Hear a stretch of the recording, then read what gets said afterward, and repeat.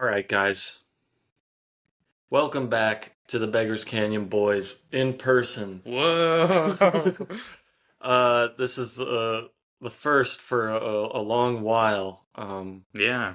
But There's a palpable energy in the room, like something crazy, something wild, almost something force sensitive. yeah, I mean, there's nothing stopping me from lunging at you now True. during the show. Yeah, I don't need to do my force choke. I can just It's just actually feel my real. hands around your throat.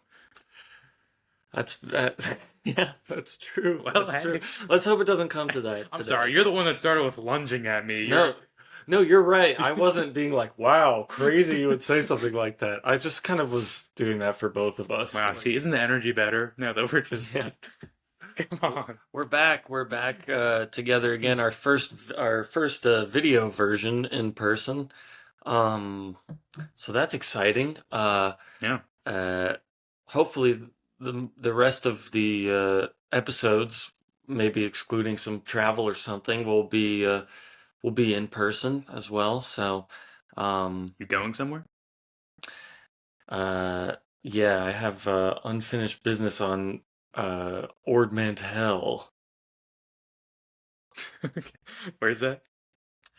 It's like a planet referenced at the very beginning of Empire Strikes Back, like, oh, we barely got away from those guys on Ord Mantell. Okay, wow. It's Did you think I was gonna it's been in some of the video games and some of the comics and Okay, things. okay. I'm terrible with these names though. I feel like that's no secret. Hey, it's okay. I really the ones in the movies are the only ones that actually sink in for me. I forget all the other stuff, even if I've seen it like 5 times. But Yeah.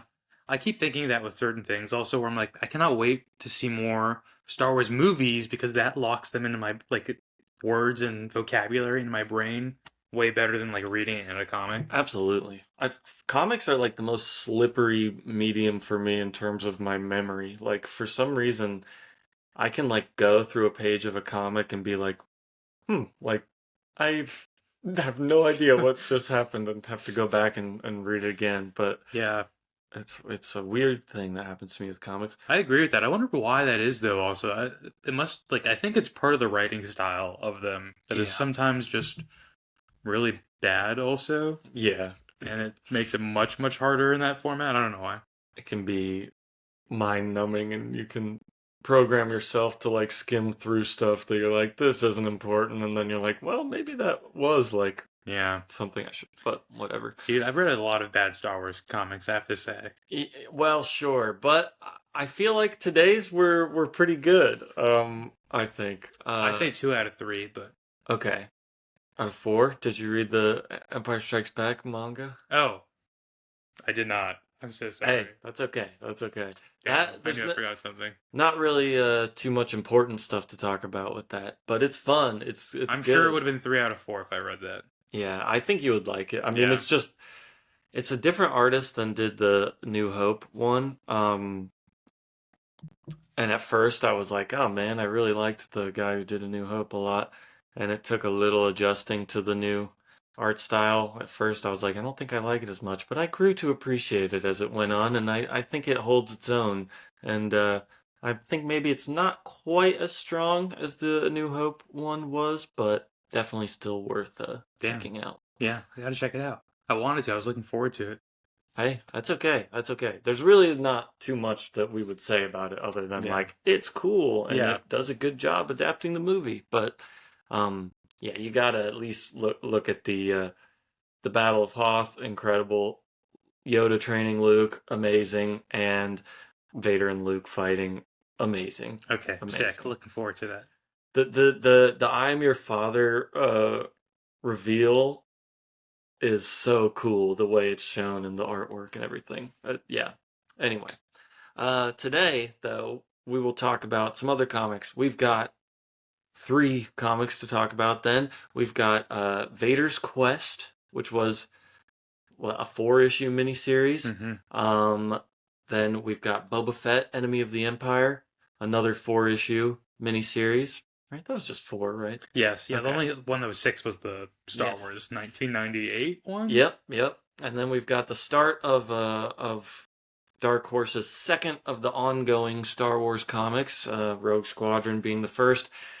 First 6 issues, the first arc. And you know, this is like an ongoing comic, but essentially it's still gonna be like pretty much an anthology. Each like arc is kind of a different story.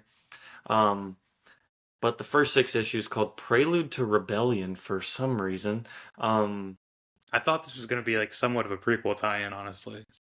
it it is. Oh, Sort of. oh, So yeah, it's coming out right before Phantom Menace, and I'm pretty sure like maybe issues 5 and 6 came out right after or during the release of Phantom Menace, but you hmm. know, doesn't spoil anything, but takes place shortly before the movie. I mean, years before, but a couple years before Okay. the movie.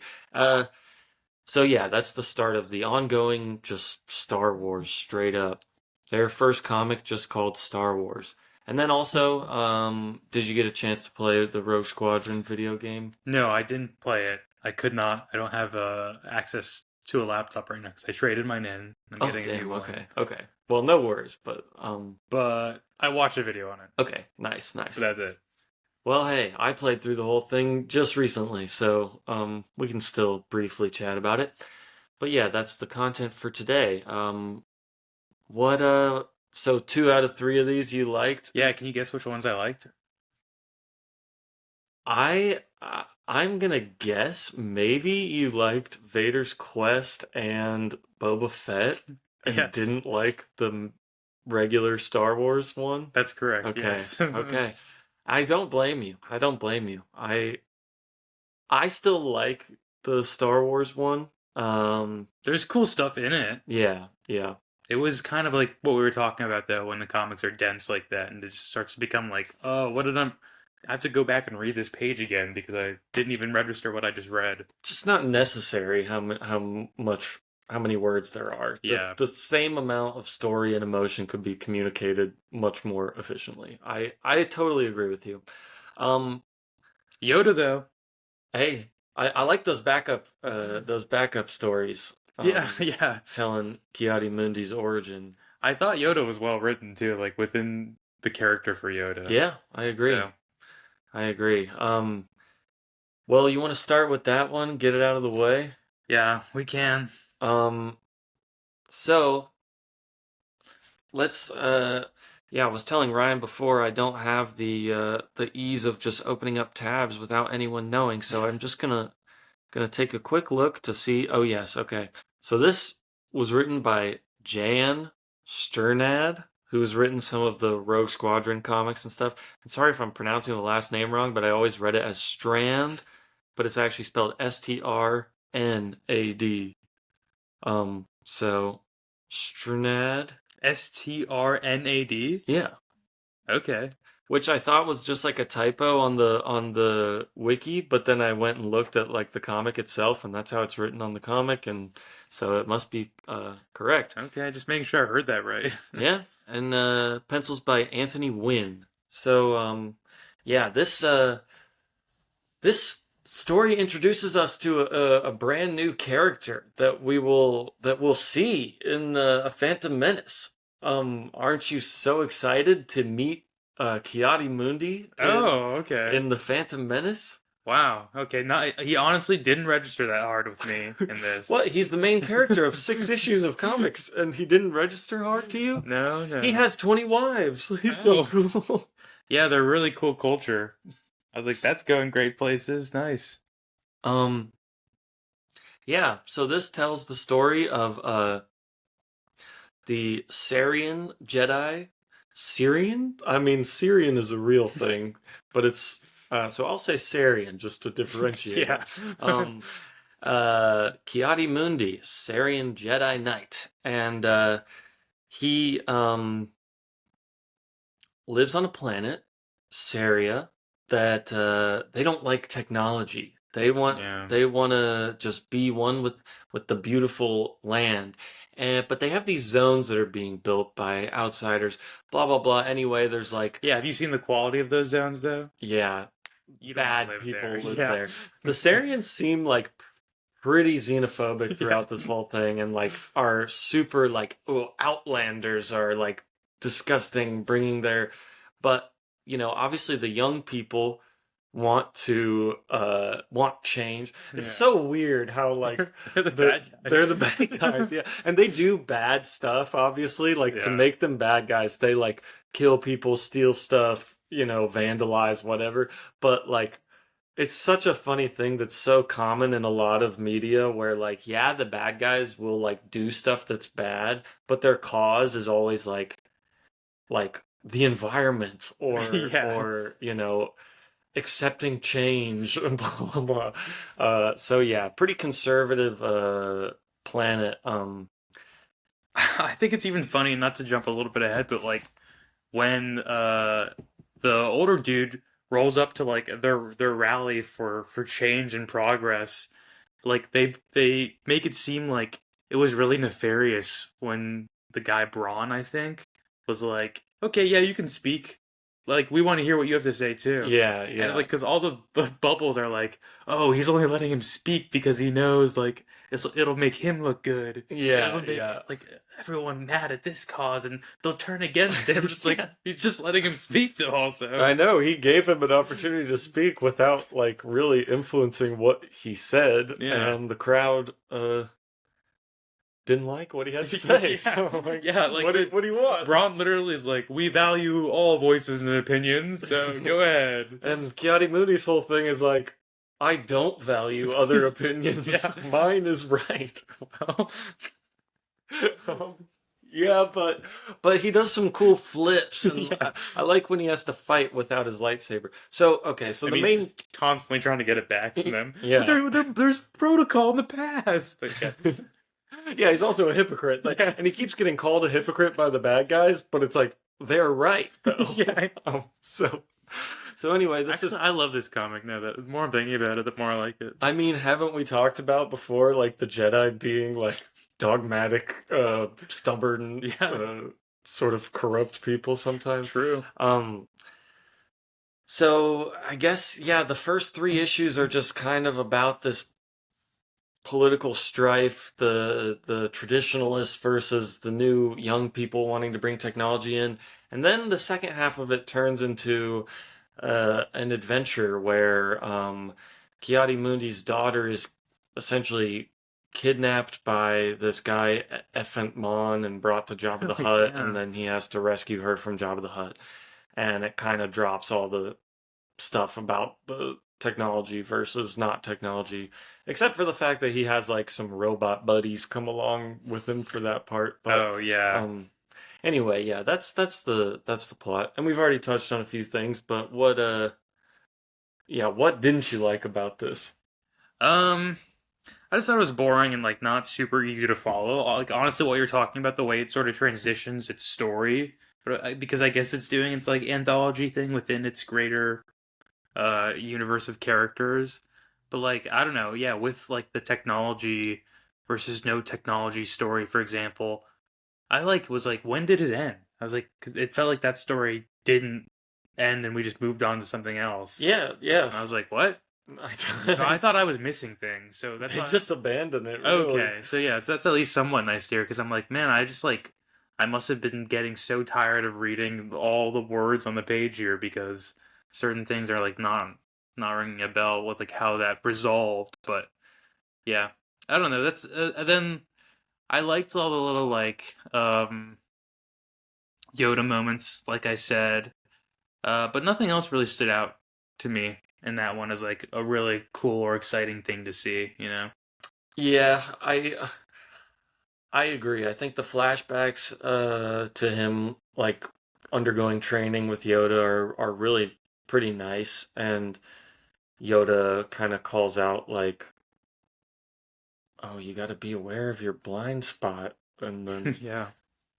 he's like, "Oh, my blind spot is my daughter, I guess." Uh I also like the backups in it's not in all of these, but in a couple of these, the last like 3 or 4 pages are full on flashbacks to Kiadi Mundi as a little kid being force sensitive and being discovered by the Dark Woman and taken to Coruscant. then he comes back and like liberates his family from this band of raiders or whatever. I thought Yeah. that story was very simple but kind of fun and interesting. Yeah, I actually kind of forgot about that one. I did like that a lot though, and I like the moment where like he goes back and Yoda's like cautioning against revenge and whatnot. Um, and he sees the guy in like such a terrible position, and he's like, "Oh, you kind of lived a life that led you to this terrible result. So Yeah. that's kind of punishment in a universal way in and of itself. So I'm kind of at peace. Like that was nice. Yeah, that was cool. And that seemed like the cool version of Jedi pragmatism, I feel like, of like not letting your emotions get the better of you, which like, sometimes is to their fault, but other times when it's those negative things can be an interesting way of dealing with conflict resolution, I Yeah. think. Um so we get some interesting lore about Sarians here.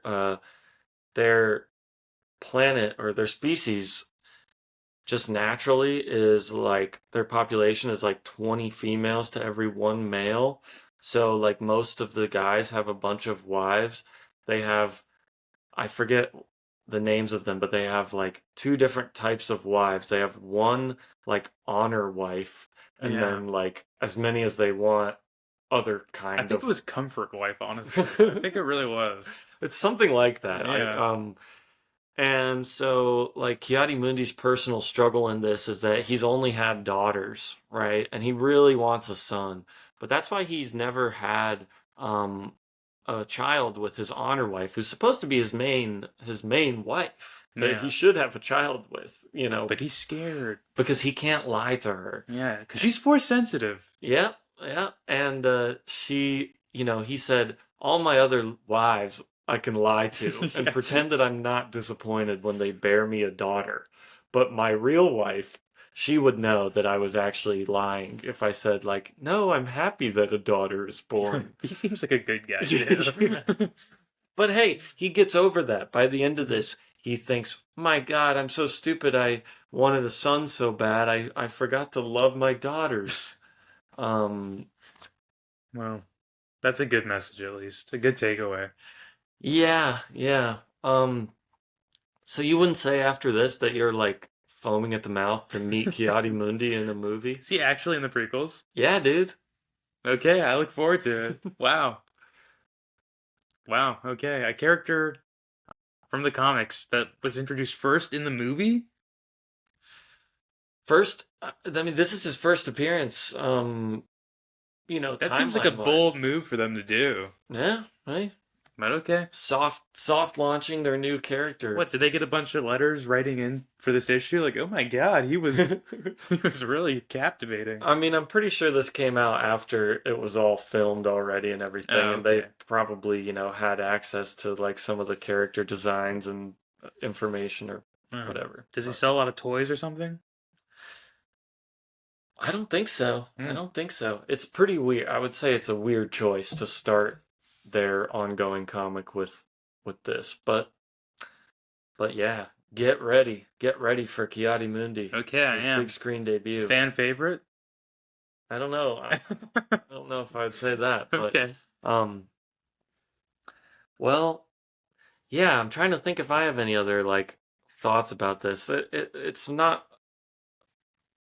like we said, it totally abandons its slightly more interesting storyline for a very basic just rescue my daughter from Jabba the Hutt thing, which has some good moments of action in the art, I feel like, but it's not that good. I mean, he has to fight all these like little aliens on a spaceship at one point, makes friends with some Oh yeah, droids. they're like. You ever see the movie Critters? That's what they reminded me of. Mm-hmm. Because I think there's also Critters in space, so maybe I'm like also mixing that up in my head. But I think they're from space, right? probably, I I mean, don't that would seem remember. likely based off what they are. But I don't know. Do you remember though? Was there a Critters in space movie where they like infiltrate a spaceship? I don't know. I mean, there's definitely sequels to Critters, All so right, that's yeah. possible. I'm not sure if I'm also thinking of like Jason X. Yeah, yeah. That's it. Sorry. was gonna say I think some other thing went to space too, but I couldn't think of what it was. Critters, dude. I'm telling you. Hey, I believe you. Nightmare on Elm Street in space. How come they never did that? Yeah, dude, that would have been awesome. Yeah, And dreams in space. yeah, be different than dreams on Earth. Um, Come on. Probably, dude. And astronauts' dreams are probably pretty different than ours. There's no gravity in them, that's for sure. Okay. I don't know. I feel like I can float around in a lot of my dreams, though. What do you think the two astronauts stuck in space right now are thinking or dreaming about? I wish Freddy and Jason were here. Yeah. Probably. That's what Probably. they're saying. Yeah. Yeah. Maybe they're wondering why they didn't get Mike Myers in on that crossover. Doesn't it seem like Yeah, the three yeah. should be in a crossover together? Yeah, yeah. That never happened? No, I don't believe so. But, you know, wouldn't like Michael Myers be more go like with Leatherface? I mean, I guess theoretically, but also like when you think of like the big three of horror movies, those are who I think of. Yeah, yeah, you're right. You're right. Like the matchup Then wise, maybe like yes. the ghost face scream mask. Yeah, But yeah. that's like a mask worn by many people. True. Whereas these are all most of the time one guy. Um yeah, yeah. Yeah, Michael Myers. Mike Myers Yeah. is Shrek. Yeah, Um, don't be casual with him either. yeah. Well, I thought you said Mike Myers the first Okay. time. Maybe. I don't know. Okay. Anyway, you're right though that they should have all they should all team up to fight against the alien and the predator and Ooh. uh In colonial America. yeah, Dude, I would love that. and put Salacious Crumb in there too. It's another iconic movie Laughing all alien. the time. Yeah. Weird to think of Salacious Crumb as an alien because I'm just like, that's a little rat. Like, yeah, yeah. No, dude, he's I forget what he is. Yeah. I'm sure he's got a spin-off Disney Plus show out there somewhere. Not yet, Mm, but we wow. can make it happen. I hope so. I mean, he is actually a fan favorite. You know, there's lots of toys and stuff with Salacious Crumb. I bet, dude. Give him a little show with Grogu. A little kids show with him and Grogu. I mean, I would love like a maybe not a full show, but like a series of shorts about like the Max Rebo band Yeah. going to different venues, and there could be like quick little stories and a song. I think you say you'd like that, but any execution of that I think would be really bad and you may regret Well, thinking let of me the do it. idea. I'll do it. Okay, I'll yeah, do maybe it. you could do it right. But I'm just thinking of like Disney doing that idea, Yeah. and I don't think there's any way they could do it that would be satisfying to what you are actually wanting for it. Just a cute little cartoon or something, a little 5 minute short. I just think they'd make each one its own original musical thing. Yeah. And it'd get rough, I think. Yeah. We need to get John Williams' son back on the lyrics. Lopty neck writer himself. Oh, okay. Uh, well, shall we go on to Boba Fett, Enemy of the Empire? Yeah, I thought this was cool. I like this one a lot. Yeah, I like it too. So this one is written by John Wagner, who wrote a lot of the other Boba Fett stuff we've read so far. And then penciled by Ian Gibson for, I'm pretty sure, the first 3 issues, and it was the 4th one that was done by John Nadeau. Sorry, Nadeau. Dude, Naga Sadao. Be proud I remembered some of it. Hey, at I least. am Come on, proud. like that. I am proud. You almost fooled me for a second, Yeah, but that's because I whispered it. so this is a cool little story that takes place before A New Hope, I believe. And it is about Wait, A New Hope is episode 3? 4. Oh, 4. I think it takes place after it, right? Vader's quest takes place after it. Okay, maybe I'm mixing these two. Well, let me be sure, because you might be right, but I think this is Is this the one where Vader sends out. Okay, wait. I think I am thinking of Vader's quest. Vader's Yeah, quest is where he learns Luke the Skywalker. Yeah, Skywalkers who blew up the Death Star. Yeah. Um. Okay. Yeah. This takes place 3 years before A New Hope. should have never questioned your Star Wars knowledge. Hey, it's okay. You could. I mess things up. I do. No, no, Okay. no. Okay. Okay. Man, we don't have the soundboard. We're doing it Oh, live. true. Well, you can't have that out here somehow. Um. Yeah, I can. You just have. I'd have to see you reaching over to go click one. Yeah. I've just about had enough of you. All right. We'll see if that probably picked up nicely on the microphone. Yeah, I'm sure that's really good. Okay. So anyway, yeah, Boba Fett, Enemy of the Empire. It's okay though because both involve Vader sending people out to go like find someone. So I Yeah. understand mixing them up. I But was happy to get a lot of Vader content all of a Yeah. sudden. Though. That was nice. yeah, it 'Cause was. I liked him in both them too. You got some POV of Vader in this one too, or like he was having like thought bubbles and stuff. Oh, and which one? In Boba Fett, I'm pretty sure. Oh, okay. Brief Cool. I don't little remember moments, exactly, but So this one is a cool little story. There's this Imperial officer that Vader hires Boba Fett to go track down, and he tells him like, "Oh, it's for killing his superior or whatever." And also, by the way, he's got like this box, and if you could take that and bring it back to me, yeah. that would be cool. And he's like, "Okay." Turns out the box has the head of this species of alien that can survive even if you cut all their limbs off and stuff. So she's this woman who's alive with just her head, and she can see the future. And so Darth Vader really wants this very powerful object that could reveal the future to him and help him stop his enemies. Um, yeah, that's the gist. But there's lots of cool little nuggets in this. I'll let you share your thoughts about it first, but I like this one. Yeah, I like it too. I thought it was pretty fun, pretty cool. I like seeing Vader again. I like him having like such an active role in the story. I will say his plan that he enacts in the story, like I kind of have to suspend my disbelief a little bit because it's a little stupid. What, sending the other people after Boba Fett to Yeah. kill him once he gets the box? Yeah, it's like why did you hire Boba Fett, like the most capable bounty hunter, to go kill and then retrieve something for you? But you're gonna have him kill the guy, then you have another group then going to infiltrate and kill Boba Fett to get it. It's like I would trust Boba Fett over just this other random group. Which yeah, dude. Boba Fett's not gonna like talk or well, actually, once he does learn what's going on, he actually does go against what Well, Vader wants to do. So that's true. Yeah. Well, Vader shouldn't have been sending maybe any of these folks out to just go kill this guy yourself. Yeah, bro. he's capable of doing it. Absolutely. It'd be easier to take the box from the guy than it would be to take the box from Boba Fett. Yeah.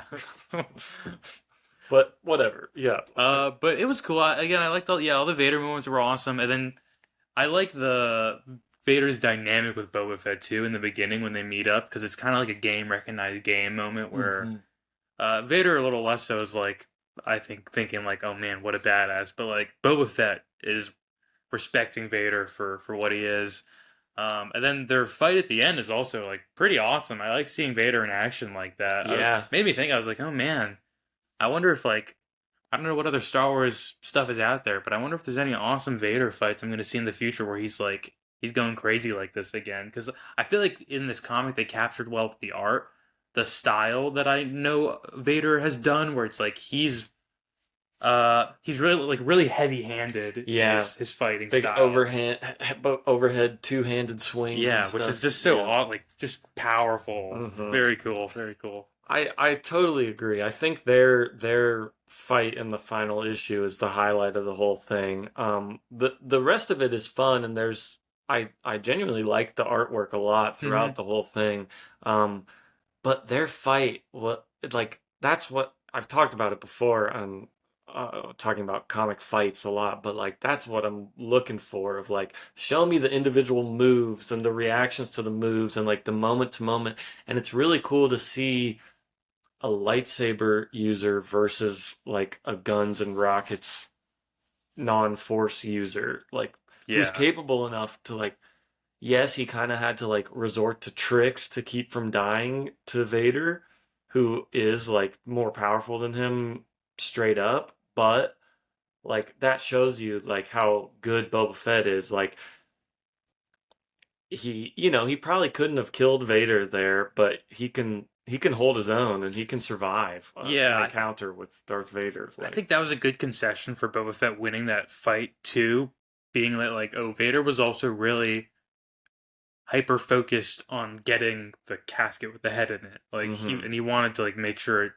was safe, and it's like you mentioned Boba Fett tactically like throwing it into the lava or whatever and to escape Vader. So yeah, I just thought that that worked really well. It was really cool. And also I thought the head herself was like kind of a cool character. yeah, Being yeah, like, oh, I like wanted to kill myself and now I'm just stuck as his head and like her I always love like prophetic wisdom type characters where they're just like, I can tell you the future, but you're not gonna be able to change it, first of all. So yeah, what's the point of like you don't want to hear it. Like you trust me. I'm doing you a favor. Like she's cool. yeah. And Vader realizes like, yeah, maybe you're right, Yeah. right, and decides to not hear his future. Right? Am I remembering that Yeah, wrong? her ending's actually kind of awesome too because uh He just kills her, right? yeah, because Palpatine's like, you got that head, like that see the future, give it to Yeah, me. right, right. And she realizes like, okay, he's got two options here. Give it to someone more powerful, where the future may be more dangerous, like in his hands knowing it, I guess, or just Just kill me. yeah. So I imagine he just like crushed her head in the box or something. Yeah, Like yeah. And then he just says like, "Oh, the head didn't survive the yeah, encounter with Boba that Fett or was whatever." awesome. That was really good. Yeah, she's well written too, and like kind of funny, and also like I think John Wagner has a funny tone to his books. I'm not like laughing out loud, but I also do like this pessimist cult that Yeah. is present in this. We haven't mentioned them at all, but the Imperial officer who has the head goes into hiding in this cult of pessimists. I think they're called like the cult of pessimists Yeah, or something I like think that that. is it. Um, and essentially they're just pessimists, super negative about everything. They are always talking about how the worst thing's going to happen, and anytime somebody like is like, well, I hope that like we don't die or whatever, they're like, well, you shouldn't think that way because we are gonna die. Obviously, it's written better than that, but like I said, like it's not making me laugh out loud, but I think it's pretty charming and Yeah, it was fun. I also really like their little the funeral session they held for the one guy where yes, they were like, yes, well, his worst fear has come true, so it's like it's all good now. And it's like, oh, okay, this is fun. yeah, you can't worry about anything Yeah. anymore. And then like, of course, the guy, you know, the leader is like, oh, we weren't destroyed. Like I'm gonna turn to optimism, and then gets killed, Oh right? yeah. Yeah. Which I could have seen coming as something that would happen from probably the first issue of this, but you know, Yeah, they were fun. They were yeah. just fun little inclusion in there. I agree. But yeah, that fight is awesome. If you only want to read one issue, just go to issue 4 to see that fight, honestly. The whole thing I think is worthwhile and a quick read anyway, and pretty fun. Um, but man, it's so sick when he pushes Boba Fett off of this cliff, and then he kind of thinks like, "All right, I won." So he just sort of like steps over to look over at him, and then you see Boba Fett's like used his jetpack to still be there, and then he fires the gun and it like bonks him in the head, and Yeah. he actually gets like a hit off on Vader. It's like, damn, you're respect, respect Yeah, to Boba Fett. there was also this moment later where Boba Fett's like reflecting on the fight, and he thinks back. He's like, "Oh, there was this one moment where if I just pulled the trigger and didn't hesitate, I could have killed Darth Vader right then and Yeah, there." yeah. But then he's like, doesn't he also think there? He's like, but I'm not one to hold a grudge, and I feel like this guy and I could have some more lucrative stuff together in the future. Yeah, that is funny because also the head lady says that too to Vader. She's like, "You won't go after Boba Fett.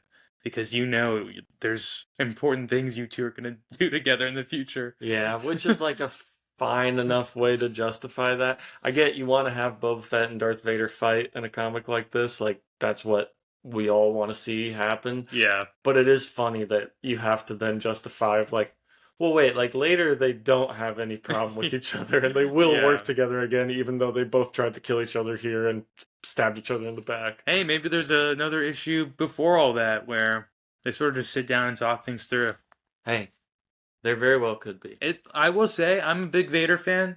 This was his fault. He was gonna kill everyone who he sent out to do his missions. Yeah, So yeah. if he just honored like a traditional gentleman's agreement on bounty hunting, would have been all good. But I think, yeah. I mean, I don't think Boba Fett would have taken the head back to Vader, though, after he found out what it was. Well, okay, again, Vader should have just done this himself then. Yeah, I mean, I think he justifies it at the beginning by being like, oh, I don't have time to do all this stuff because I have so much stuff to do. But then he goes there anyway. He has to go I was anyway. gonna say, So. and he supervises it like the whole time. And Yeah, like, yeah. He seems to be doing nothing else except paying attention to this. So. yeah, he's very busy with that. But it's fun. I think it's a breezy read and really cool action and badass moments. Yeah, So I enjoyed it's it. good. Mm-hmm. All right, shall we move on to Vader's Quest? Cool title. Yeah.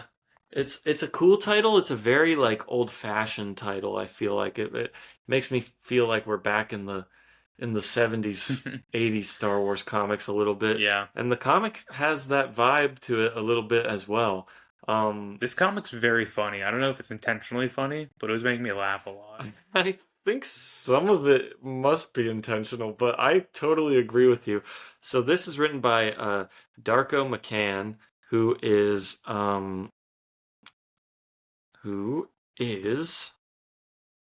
a Croatian author from Zagreb, and this is penciled by Dave Gibbons, the penciler of Watchmen, if you've heard of that. No. A little story called Watchmen. And like I feel like some of the shots in this are, such like easy comps to. Obviously, it's the same artist, so Yeah. you can tell. But like the shot of Jal or whatever, that's his name. Yeah, I think it's Jal. With measles, like looking at the camera like this. I'm like, that is like such a Watchman face right there of like some like like divorced dad loser like getting like finding out that his wife is like cheating on him. Well, I want to go back and look at the artwork now, knowing that, because I didn't even make the connection as I was reading through it, but there's just a few, like, especially when there's a face going right at the camera of a human, it's like, oh yeah, that's Dave Gibbons. Which, right by the there. way, how funny was the measles thing? That's awesome. Really funny. Love that. I just want to do my duty and take down the Death Star, but I can't because I got the measles. So, I have to watch all my friends take out the Death Star, right? and almost all of them die too, except for yeah, but Luke borrowed his ship. yeah, It was his moment, his missiles. damn, and he doesn't get any recognition for Yeah. it. So this comic, as we alluded to before, this is Vader essentially discovers right at the beginning that the name of the pilot who destroyed the Death Star is Skywalker. He's like, oh shit, that's my child. That's my Lukey. I didn't even know he was alive. My little Lukey. My hey, he doesn't even learn that his name's Luke in this, but My little Sky. little sky guy. Yeah, exactly. So he also has a bit of a convoluted plot in this one too, but whatever. Essentially, Vader's going after Luke, and also this pilot Jal is like, "Oh, I want glory." Accidentally gives up Luke's location to the Empire, and he's got to go redeem himself and Yeah. help them out. This guy's the worst. He's like a terrible dude. Yeah, dude. But again, another thing I couldn't. it sounds a little stupid being like, the artist reminded me of himself. Yeah. Another thing that he also drew. Well, of course, because that's the style that he draws with. But the scenes of Zhao in the bar with, I forget the species of people, but the green people Yeah. that when he's all drunk, it looks so much like the scenes of the comedian in Vietnam, like Okay. when he shoots that woman that's pregnant with Yeah. stuff like it. It's just really making me think of all that. But anyway, yeah. Like you mentioned, this comic is funny. But what are your what thoughts are you having about it off the bat? Um. Yeah, it was pretty enjoyable. Zhao's an awful dude though, like I said. Um he's like he's such a jerk to. Oh, you must have like seen your boy in this. Shoot, what is his name? Oh, Wedge Antilles? Yeah, Yeah. Wedge. He's such a jerk to Wedge also in the Absolutely, beginning. yeah. And Wedge is trying really hard to be a good pal to him. Yeah. A jerk to Luke who's also just like Luke's like an oblivious nice guy. Like he doesn't even realize you have beef with him. Like for sure. But they did a good job of making Luke kind of be like, yeah, I could see why you would like hate this dumbass. I guess. But yeah, I'm trying to think what else happens in this one. there's a not so interesting plot about Luke going to save this king's daughter in a mine. Oh and, yeah, and he blinds himself. Uh-huh. Yeah, that was dumb and weird, I thought. But also it was like weird because isn't he like almost face to face with Vader there later for Yeah. a second? And this takes place in between. In between the first two movies. Yeah. Yeah. So, yeah. It struck me as odd. I was like, did they blind Luke here because they didn't want him seeing? But like they know each other are there. Yeah, I agree. I mean, it kind of they shouldn't see each other between the movies. Yeah. And I mean, I guess this won't be the last comic that takes place in between the first two movies that kind of like cheapens a few things by wanting to do like fan servicey things, like have certain characters interact that shouldn't really be interacting. But I agree. That's a little strange. So yeah, I guess that's right at the very end, but this is another little issue I had with the comic, which I do still enjoy overall, but at the very end, there's like a whole legion of stormtroopers and Darth Vader there to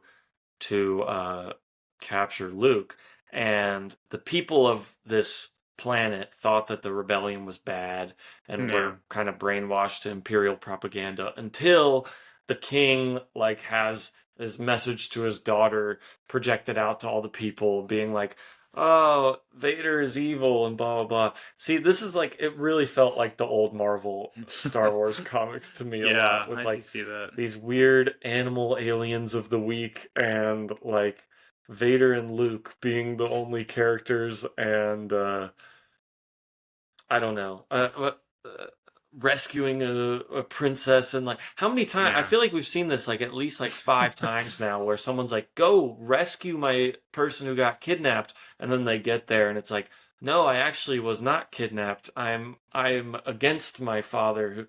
Who We have seen that at least like 3 or 4 times. The Beast Riders of Onderon, that whole thing. Wasn't this in the Mara Jade story as well? Yeah, I believe so. Yeah, so let's stop doing that because it's kind of boring. Yeah, it is dumb. But anyway, so all that to say, the people are now against the Empire by the very end of this. There's a confrontation where all the people, like, a large population of the people of this planet are sort of there, along with Vader and a legion of stormtroopers, Luke, the princess, her, like, rebellion group, and Jan, the pilot, who's come to help Luke. In a cool moment, Jan flies his X-Wing up to the Star Destroyer in orbit and sacrifices himself to blow up the Star Destroyer. Good riddance. That, Vader is threatening, can just like rain fire down and destroy the whole planet. Yeah, good riddance to Jan. He redeemed himself though at the end there. Hey, he got that little green kid killed though. Yeah, I know. Dakan or whatever. Yeah, who he was such a jerk to. Yeah. And then that kid sacrificed his life to save him, and that kid with his dying words had to still tell him the moral of the story. Yeah. Yeah. Like, you're making it too little. This is about the rebellion, not just you. Like, come on, dude.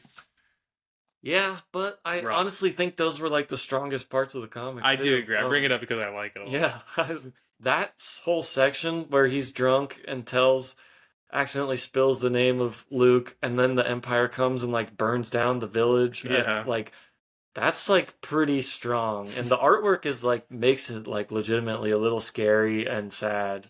I like the She-Hulk looking woman when she's like, whose name did you like? Who is that? Yeah, with her, they're coming, and then she just like gets shot and like falls into his lap. It has yellow blood on her back. Yeah. She's like, wait, I just turned in the guy who destroyed the Death Star? No. Oops. She smacks him. So anyway, yeah, the scene at the end. Vader no longer has the threat of the Star Destroyer anymore. The people sort of, while he's like, oh shit, my Star Destroyer blew up, they all tackle all the stormtroopers. So now it's essentially Vader versus like 300 civilians and some, soldier guys.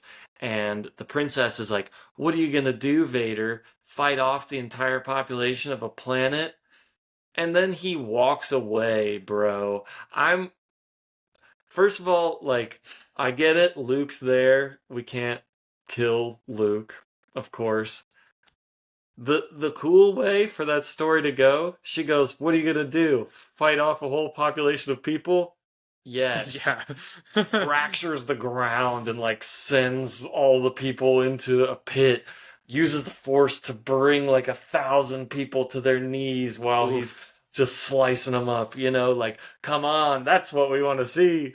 That's the cool, interesting twist. I was also so disappointed in that. It's a sad series of panels too, because it's his lightsaber coming out and then just like sadly going back in, and it's like, well, it's like I half expected, him to say and just start like mowing people down was what I was thinking, with the saber even, just like he can do a lot of damage on those people. Like, absolutely. I mean, how much cooler would that have been if the last panel of that page is him going like, yes, and then you turn the page and it's just like a double page spread of him like murdering 1,000,000 people. God. Like, come on.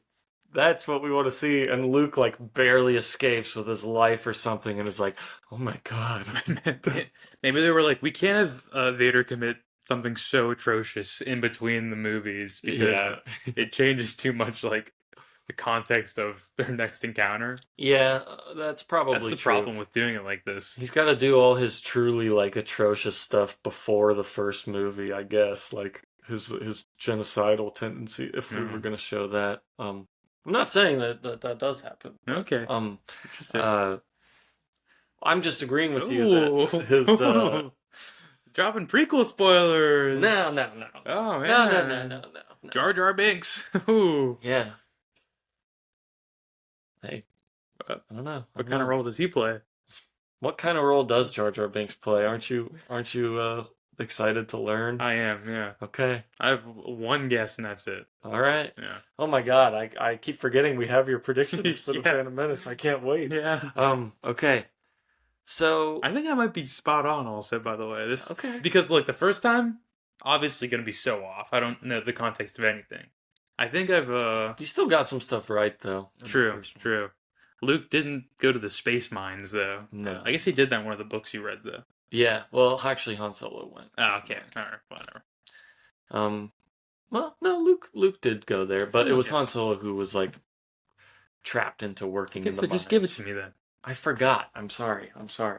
I'll give it to you. It was an accident on my part. I forgive you. Okay. That's big of you. That's very Luke-y of you. Nah, thank you. So yeah, I guess we were mentioning it, but there's a great moment of art in this when the kid dies. Uh, the kid is like, I bought this gun to kill you. Yeah. Because, like, this kid wants to join the rebellion, and Jal, drunkenly in the bar, is fuck off, the rebellion's a joke, like, just glory hounds. And Worth noting, he was sent there to be a recruiter also. Yeah, So he's yeah. like, so he's dismissed from, or put on, like, hiatus from active military duty because after he gets so mad at Luke, he, like, takes the X-Wing and crashes it into a wall, Yeah. essentially. And they're like, okay, you're General Dodonna has to be like, you're a threat to our security, so yeah. why don't you go chill for a while? Yeah, they're like, you have such a good past record, though. We'll give you like a cushy little recruiting position, Mhm. and then he still goes and is awful. Like, Yeah, it's like, bro, you really got off real easy for that. And then, yeah, so he essentially is so mean to this kid that the kid goes to buy a gun to come kill him. But in between that happening, the Empire attacks. The kid saves him. But there's this part where Jal, like, strangles a stormtrooper under the water, and that's like a pretty cool sequence of panels. Just like his hands and pushing him in the head, like submerging under the water. And it's like, man, the tone of this comic. Sorry, a little spit. It gets dark sometimes. That sequence in particular, where they burn down the bar and then he's like choking out a guy and the kid dies. It's intense for a minute there. Yeah, you're right. It is it's very Henry the Fourth Part 1, is it? A little Shakespeare reference for you. Okay. When Hal has to, like, I don't know if you're familiar with it, but it's like when Hal has to, like, actually quit goofing off and like drinking with Falstaff, and he's like, oh, there's an actual war going on, I have to be like serious. Yes, okay, I actually do know that part. Yeah, so it is kind of like that, like the tonal shift of like this dude just like kind of crashing out hard, and then suddenly being like, oh wait, okay, that kid dying did remind me, like, there is a greater purpose for what we're doing aside from like me getting some medals and glory, Yeah. For real. No, you're absolutely right. He was responsible for a lot of people dying right there. He got off so easy, Yeah. like really. But he died in the end, I guess so. He deserved it. I feel like there was also probably ways he could have like saved the day without killing himself. So I think he felt super guilty for like bringing the Empire to the place he was supposed to be recruiting rebels for, and like they probably murdered like 100 people. Yeah, so he was not gonna live a normal life after that anyway. You can't go back and face the rebel tribunal again and be like, okay, this time it is a court martial. Yeah, you're going to jail. Yeah. No. God. We sent you away because we thought you were a threat to security, and then you name dropped Luke Skywalker. Then you proved it. You proved you were. Yeah, damn. But it's a pretty like well written, that at least that part of it is well written. I think Luke's whole aspect is boring, as we said. Yeah, I agree. Yeah, Luke didn't really even need to be in this, to be honest. Like there could have been a way to do this without Luke, I think. Mm-hmm. But yeah, for what, like, Jal is, I think he sucks as a character, but like it was fun to read him, and like I cared about his story still, Me too. So they did a good job with it. Yeah, he's the best part about this. I agree. Even though he's a true asshole. Like, the other aspect of this that's only really present like the first 2 issues, and then at the very end, is so Vader's like torturing this guy, this rebel pilot at the very beginning, who gives him the name Skywalker. And there's like a lot of people in the room who heard this or whatever. There's like his interrogator guy, as well as like some other like mercenary people who hear about it from this lady who's like a dwarf person inside of a robot exoskeleton. Oh my! I forgot about this plotline entirely. Yeah. It kind of goes away and then just comes back at the very end. Yeah. When she tells the Emperor the name. And Palpatine is like really amused with her for some reason. Yeah, It's like, yeah. I like your attitude Yeah. kind of thing. Why wouldn't I kill you? Yeah. I don't know. I'm cute. I don't know what he says. Something like that, though. He's like, okay. So Vader wants. This is the part that's a little confusing to me. Vader wants to kill everybody who heard the Skywalker name, but then later, Skywalker. Oh, that's who I heard had a bounty out on him, and that's like how Vader learns where Luke is. So he does Oh. want some people to know the name to tell him where he is. I guess I don't know. Um, Yeah, weird. but so Vader like hunts down all these guys who heard the name, and then he goes to like his interrogator guy who's in like this aviary, and that guy's like, Skywalker, I've never heard the name Skywalker. I don't know, I didn't even say it just now. And Yeah. then Vader kills him, but then all the birds in the aviary are just like chanting Skywalker, like parroting it, and it kind of sends Vader into a little fit of rage for a second. And I'm like, yeah, that's pretty cool. Yeah, That was dude. a good moment. I was gonna say like, because I thought you were about to call that moment goofy. No, I but really liked it. I was like, as soon as I saw the moment, I was like, I want to see like this moment and like the visual metaphor. I think would work really well on screen too. Even. Yeah. Like Vader trying to chop down these like parakeet type aliens, I guess. Like, But they just, you can't get all of them. yeah, just the Skywalker squawking. I like that a lot too. I thought it was cool. And I think they did a good. The cool thing you can do of like with Darth Vader is like something like that happens, and then just do like a close up of his face. He's so pissed. Like we don't see his expression almost ever, obviously, but it's cool to like show something happening and then do a close up of his face. I think that always communicates like how angry he probably is, like pretty effectively. Man, cool. I'm excited for these prequels because I know we're getting more Vader, more Anakin. Yep. Oh no! Don't laugh like that when I say it. That makes me think I'm not gonna enjoy what I see.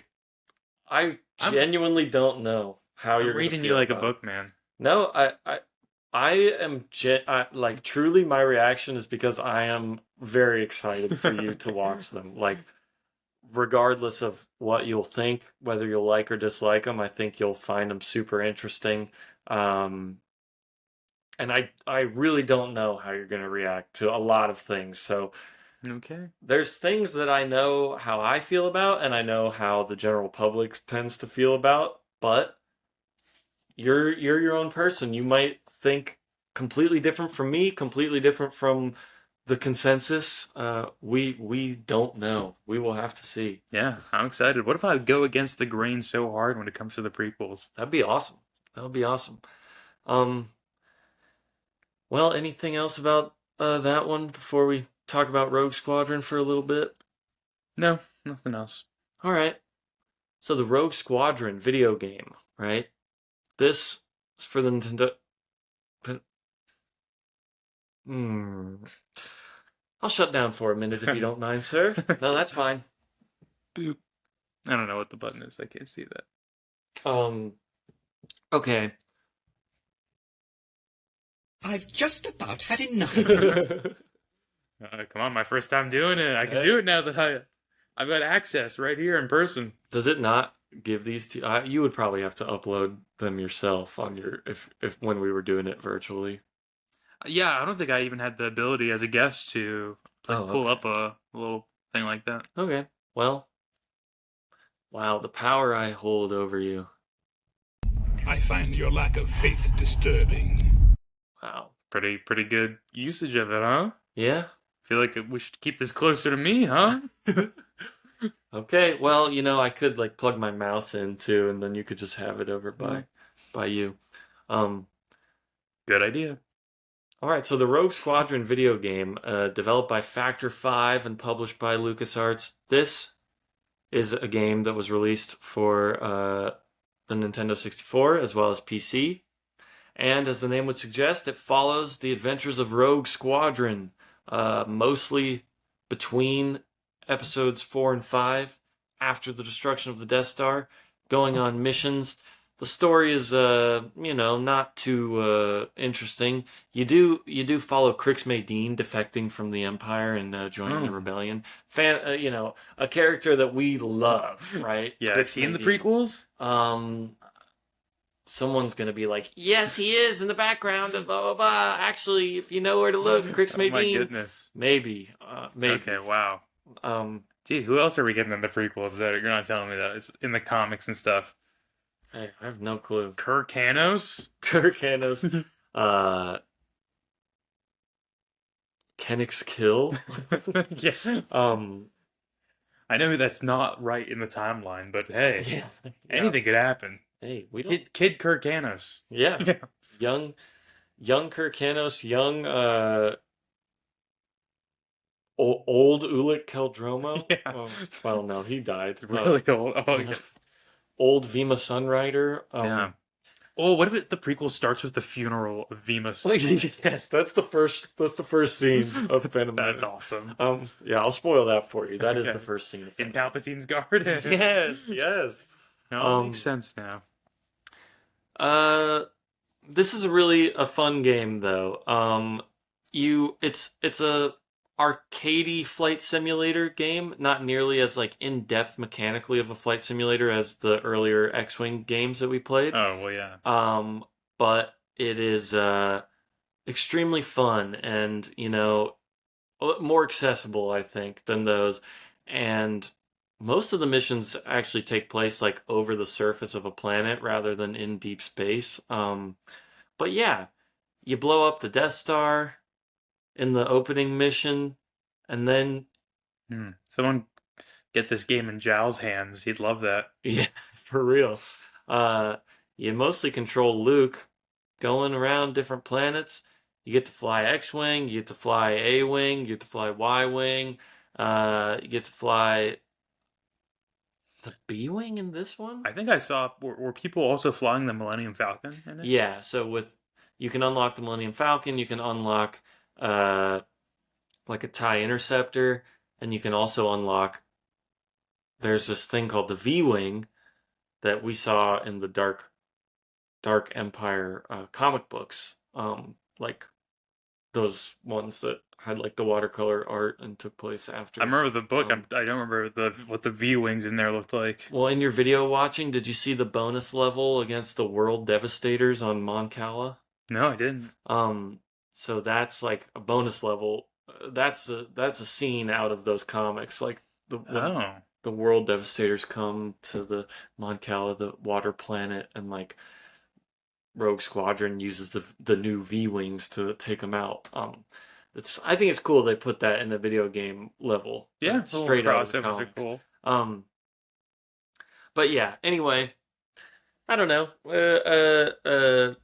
I just played through this whole game on live stream recently, and it's really fun. It's a pretty popular one too, right? I got the sense when I was looking. I tried not to watch any of these ones, but I guess there's like 3 Rogue Squadron games.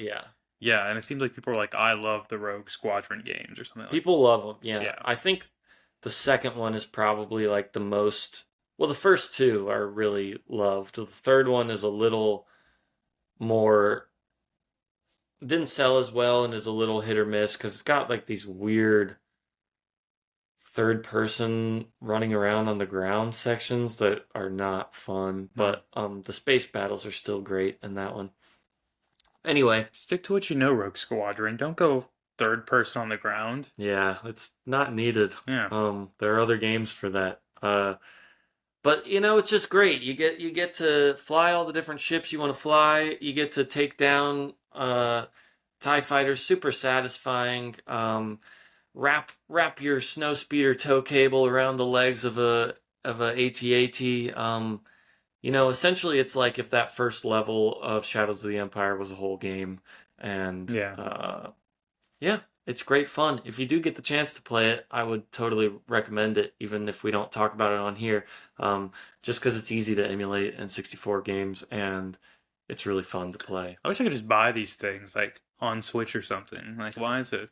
Yeah, Why do they gatekeep all these? they have a lot of Star Wars games on Switch. Oh, I think it's okay. just certain like old ones that they've reported to Switch, but Yeah. I think it's just certain ones that certain studio deals and things. But apparently the rumor is that the Rogue Squadron games are going to be coming, maybe not as remasters, but just like re-releases to PlayStation Network and the Switch store and stuff. Oh, So maybe okay. soon we'll be able to All play right. these. I did see Jedi Academy on there. I think I told you I'm Yep. thinking of getting that one. So Yeah, you could play play that if through. you want. I would play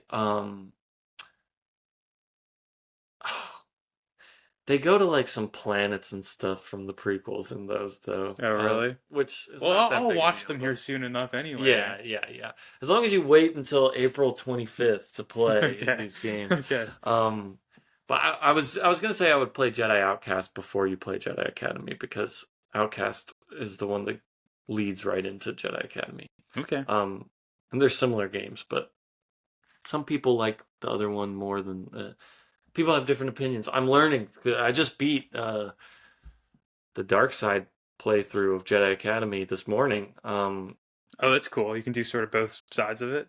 Yeah. There's just one point pretty deep into the game where you make a choice and then it's going towards the lighter dark ending. So I just reloaded that save and played like the last 2 levels again. Okay, gotcha. But yeah, people are up in the air about which one is better, Jedi Outcast or Jedi Academy. Were you getting some fights in the live stream? I mean, no fights, just differences of opinion. You got to handle your live stream better. You got to moderate those explosive Heathens. personalities. Yeah. Okay. You kicked me out of one. I don't know why you can't do that with other people. So I was playing a Phantom Menace game at that time, bro. okay. And that influenced my guess, by the way, for what the Phantom Menace is all about. Really? Mm-hmm. Okay. No. Hey, I mean, the game is not really what Phantom Menace is all about, but it is a little bit of what it's about. All I saw was you flying around on a green planet. Hey, there you go. That's it. That's fine. I Okay. can live with that. Anyway, yeah, Rogue Squadron, fun time. The Y-Wings, freaking monsters to handle, though, I would say. I bet that game was a little more difficult on an actual N64 controller. Because I'm sure I don't know, what do you use, a PS5 controller to emulate? Yeah.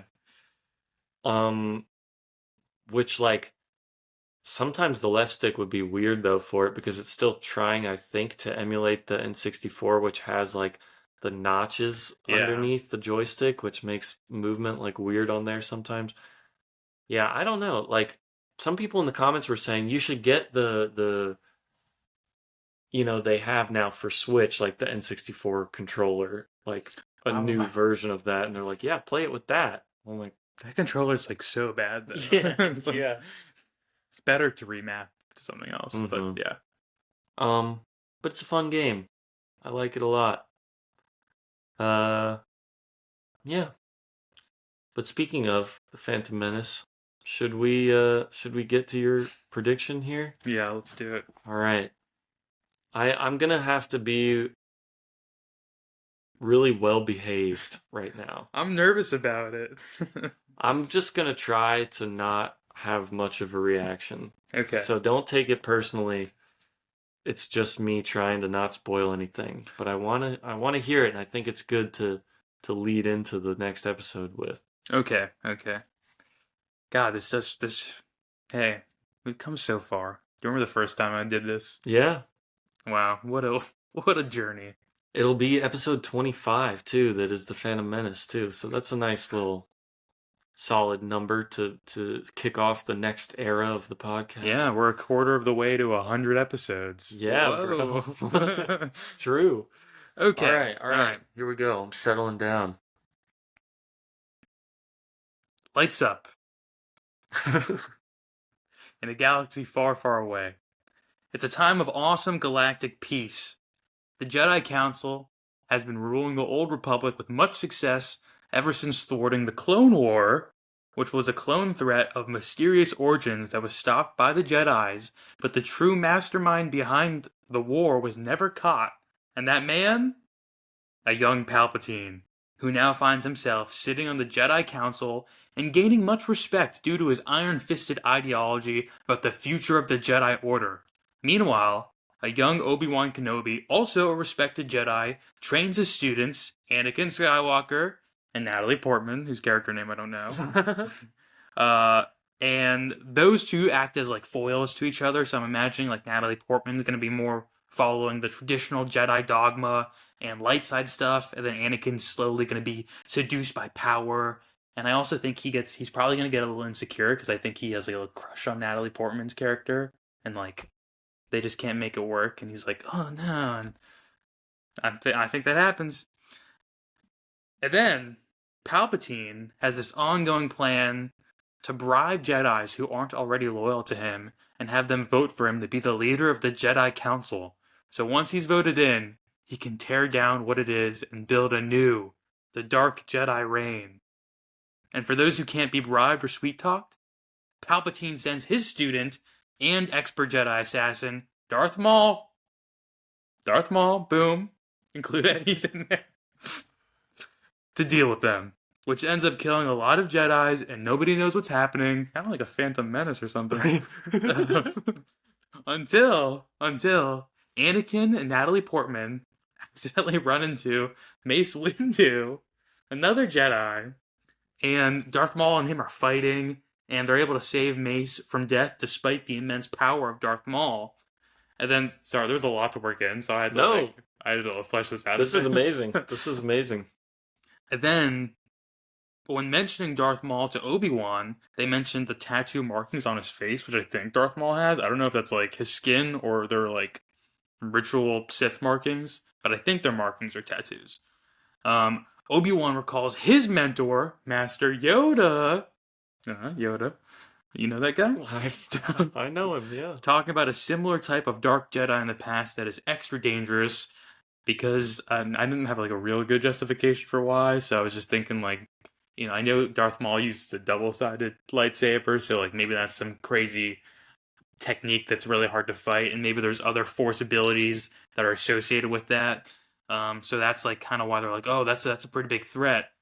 And then Yoda is like, okay, we need to learn more about this, so I'll take you to this ancient planet where Dark Jedi used to train, and to their surprise, Darth Maul is there at that moment.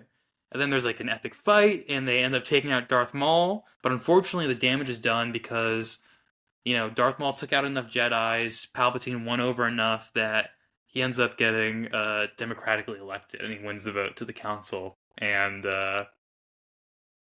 that's where the movie ends. Wow. Pretty good, right? That's great. I mean, pretty spot on, right? I'm not gonna say anything about how accurate it is, but that sounds like a good movie. Okay, all right. That's what I will say. Word. I do think the thing I'm most correct about is like, because I'm not 100% sure, but just because I've seen like so much Palpatine meme stuff get wrapped up in people posting about politics, like I think he wins an election. Like I think that is a thing of the movie. Yeah, That's awesome. Yeah. I mean, yeah, I would understand why you would think that. Yeah, I feel like I've heard quotes being like, oh, it's just like Star Wars where like this terrible thing's happening, but it's what the people voted for or something like that, you know? Like I feel like I've heard that about. Wow, cool. Yeah, I have also seen stuff like that. Okay, so I'm at least thinking the right thing. It's like hard to know if it's Star Wars or not. Yeah, no, people definitely post stuff like that for sure. That's a great little story you came up with though. I'm so sorry. I forgot to include because I didn't know where to put him in it, but I do have a thought for like what Jar Jar Binks' role in the movie is. Oh yeah, I was about to say no Jar Jar in there. But because of specific like I don't know the specific details, or could even like really fathom the guesses of like the places they go in the movie. My thought was like Jar Jar Binks, I think, is either a bartender or like an innkeeper at like one of the planets they go to or something, and he's like a HR nightmare type guy that they just have to deal with to get to their room. Or like being weird to women and stuff. Okay. Yeah. Yeah. Okay.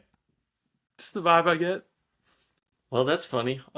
We will see very soon. Okay. I mean, we can watch it whenever you want. Okay. Yeah, man. Whenever.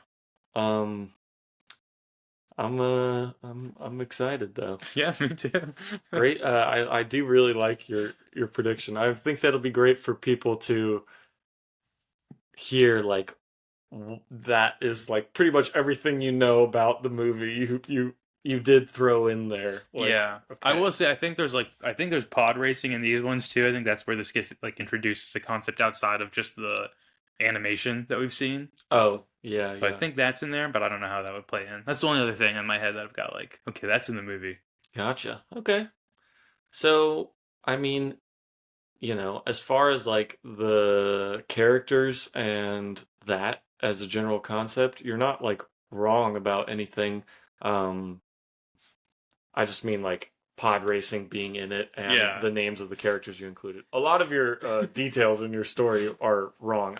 My whole point is, uh, it's just exciting that you really don't know very much about what happens. Yeah, maybe it's just like a popularity thing where like the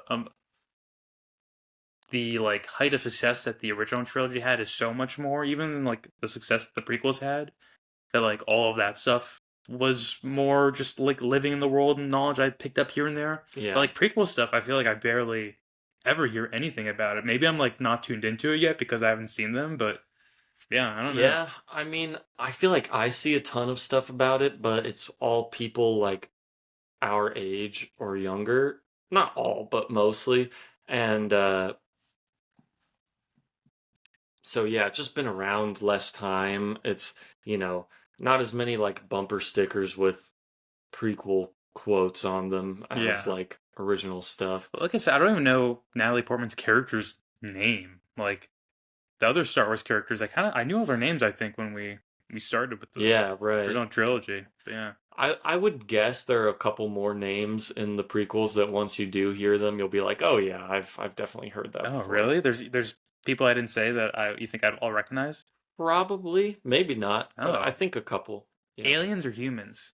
Or I guess like human looking aliens. Like Bit of both. Bit oh. of both. Okay. Yeah. My guess is it's possible you've never heard these names, but I'm trying to think if there's like any other alien like Jar Jar Binks that is like a popular one that there's no alien like Jar Jar Binks. Okay. He's a special guy. Okay. Spoilers, it's a man. I figured that. Yeah. Yeah. You can tell by my comment. I figured he was a man. Yeah, no, I did. Yeah. I could figure. Man, I can't wait. Obviously we'll figure out when we're gonna do that exactly off mic, but I'm really excited. Yeah, me too, man. Ooh, finally, we're finally here. I know. Yeah. So yeah, I guess we'll wrap it up by saying that, as we've already said. But next episode is the Phantom Menace, 1999. George Lucas returns to the world of Star Wars. Yay. Returns to the director's chair. Yeah. And writes the whole screenplay. Yay. We will see what we think about it. Yeah. My guess is that this is going to be a long episode, our next one, because if you're okay with it being long, because I know that I have so many things that I want to ask you about, as well as let you know what I think about. Yeah. Oh my god, I'm so excited to watch this one. We might have to break it down like scene by scene and go through the whole movie. I mean, we'll see. We'll see what happens, but I'm fine with that. That'll cement it in my head too for when we watch the next one anyway. yeah.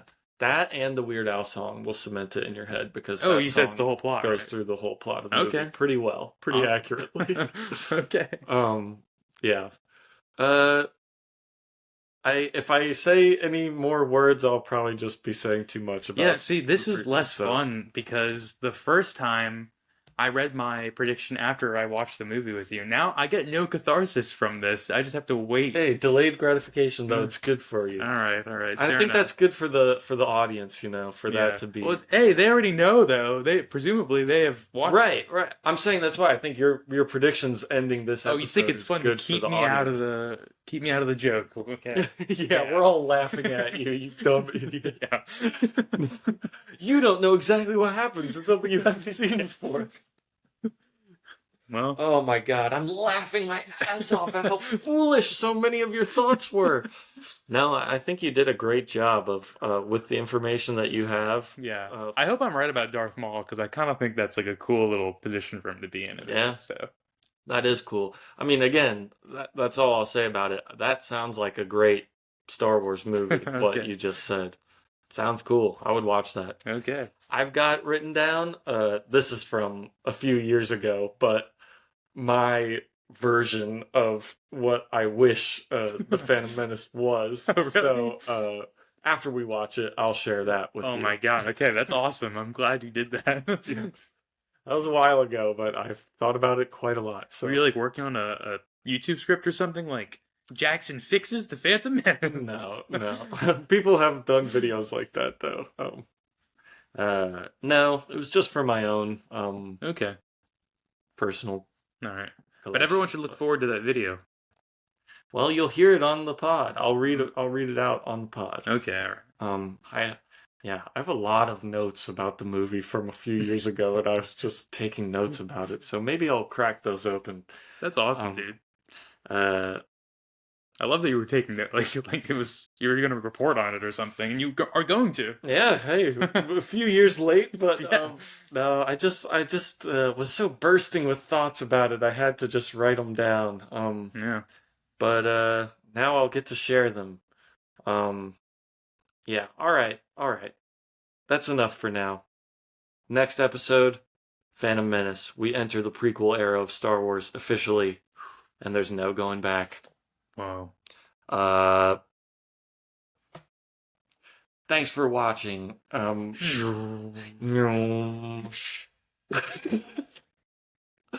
Well, you don't thought have to about it. No.